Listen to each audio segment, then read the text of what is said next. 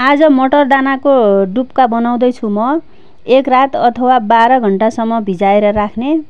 त्यसपछि मिक्सचर अथवा सिलौटामा पिस्ने। मलाई सिलौटामा नै पिसेको मन पर्छ, त्यसैले म सिलौटामा नै पिस्दैछु। कराईमा तेल तताउने, त्यसपछि जिराको दाना फुराउने।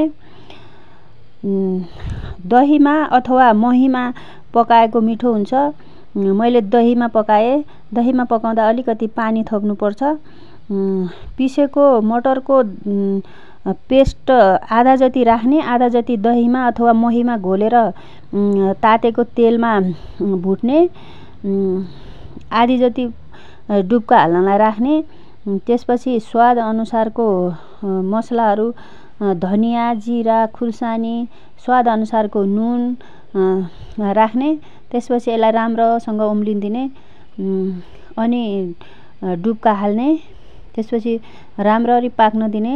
हरियो धनिया पनि हाल्ने यसैमा। अनि मिठो डुब्का खानलाई तयार भयो।